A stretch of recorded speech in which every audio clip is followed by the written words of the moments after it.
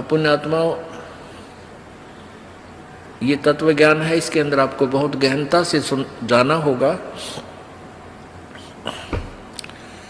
अब क्या बताना चाहते हैं? अब कबीर परमेश्वर का ज्ञान गरीबदास जी बता रहे हैं।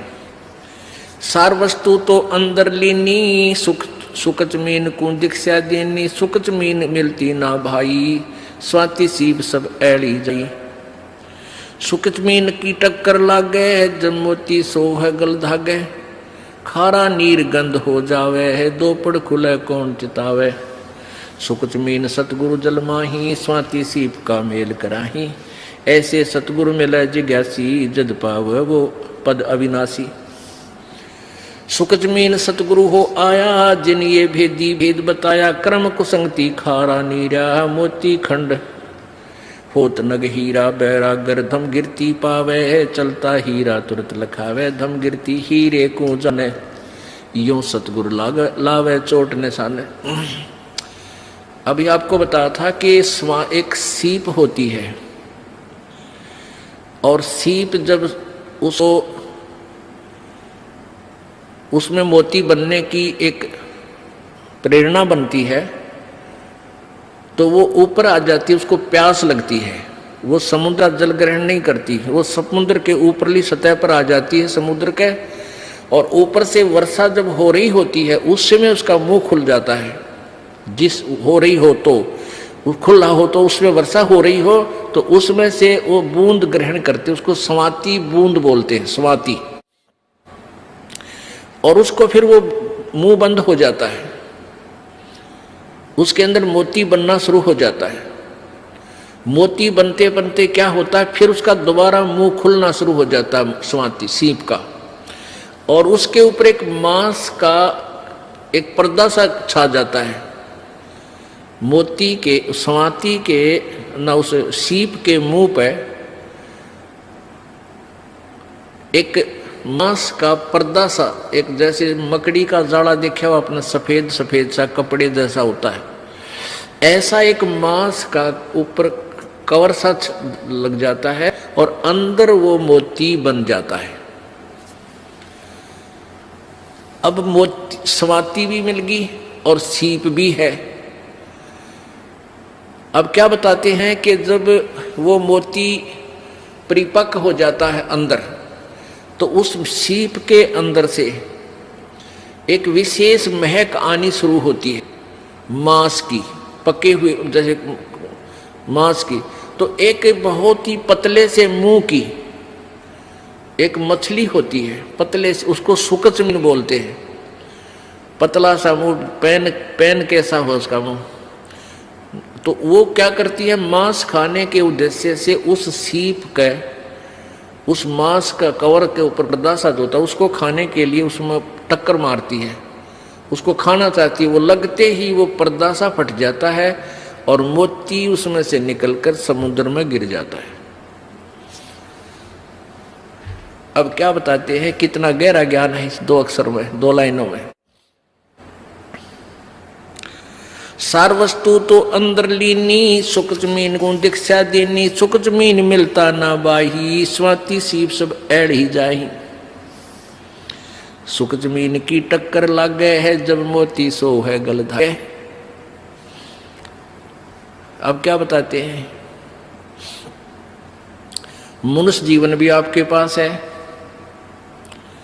और सतगुरु भी मिल गया अपने आपको, सही मंत्र भी मिल गया, और यदि सारनाम नहीं मिला तो भी आपका यो मंत्र भी और आपका जीवन भी दोनों व्यर्थ, जो पहले दूसरे द्वितीय मंत्र तक। अब कहने का भाव ये है कि जैसे वह मोती सीप तो समझो शरीर है, और स्वाति समझो मंत्र आपको मिल गया सतनाम, और मोती बन गया। और सुख जमीन मिलता ना भाई, स्वाति सीप सब ऐड़ ही जाई। सार नाम आपको नहीं मिला है, और आखिरी सांस तक आपकी इसके अंदर श्रद्धा, पूरे गुरु जी में श्रद्धा, यानी आखिरी सांस तक इसकी जाप नहीं किया। यहां एक उदाहरण दिया है कि यदि ये सार नाम आपको नहीं मिलता तो तुम्हारा ये सतनाम तक की कमाई भी और आपका ये जीवन भी व्यर्थ जाता।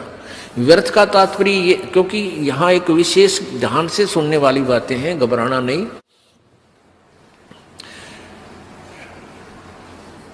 अब जैसे आपको सतनाम मिल गया और सारनाम मिला नहीं और आपकी मृत्यु होगी, पहली बात तो ये है कि परमात्मा उस प्राणी की मृत्यु नहीं होने देगा। कबीर भगवान के हाथ में पूरी कलम है। जमजो राजा से डरे मिटे कर्म के लेख, अदली अदल कबीर हैं, असल कबीर हैं ये कुल के सतगुरु एक। ये नहीं आपके जीवन नहीं जाने देंगे, पूरा काम करके और तब आपको यहाँ से फारिग करेंगे। ये इनकी समर्थता है। और जो बकवाद करते हैं, नाम भी ले रहे हैं, सही ठिकाना यानी सही श्रद्धा से नहीं है, वो जा भी सकते हैं, वो फिर परमात्मा उनको पकड़ नहीं करता। भक्ति भी करते हैं, श्रद्धा ठीक नहीं है, पूरी नहीं बन पाई है, तो मृत्यु भी हो जाएगी। तो उनको फिर वैसे तो व्यर्थ हुआ क्योंकि सारनाम मिला नहीं, लेकिन फिर भी वो ऐसा व्यर्थ नहीं होगा जैसे औरों का होता है। उन अन्य साधकों से चाहे 1000 वर्ष तक तपस्या और अन्य पूजाएं करके चले गए, उनसे भी आपका जो मंत्र की कमाई है वो असंख्य गुना घनी आपके पास है। न जाने कितने दिन स्वर्ग में रहोगे या कहीं और दूसरे लोकों में राजा बन जाओगे, तो ये व्यर्थ है गया, यानी जो उद्देश्य था वो पूरा हुआ नहीं। अब ये एक उदाहरण देना चाहते हैं आपको गहराई से समझाने के लिए। जिनको ये तीनों नाम प्राप्त है वो प्राणी के लिए ये चैप्टर आज चल रहा है। सुकच मीन मिलता ना भाई, स्वाति सीब सब ऐड़ ही जाई। सुकच मीन की टक्कर लागे, सुकच मीन मिलता ना भाई, स्वाति सीब सब ऐड़ ही जाई। सुकच मीन की टक्कर लागे है, जब मोती सो है गल दागे। अब सुकच मीन ने उस सीप के उस मांस के टुकड़े को खाने के उद्देश्य से टक्कर मारी, वो खड़क दे ही मोती नीचे निकल गया। तब वो मोती निकाला गया गोताखोरों के द्वारा और फिर उस मोती की कीमत हुई, फिर वो सीने पर आकर सुशोभित हुआ। परमात्मा हमें बताना चाहते हैं कि पूरी साधना पूर्ण समझ से प्राप्त करके ही आप परमात्मा के दरबार में सुशोभित हो पाओगे, अर्थात पूर्ण मोक्ष प्राप्त करोगे।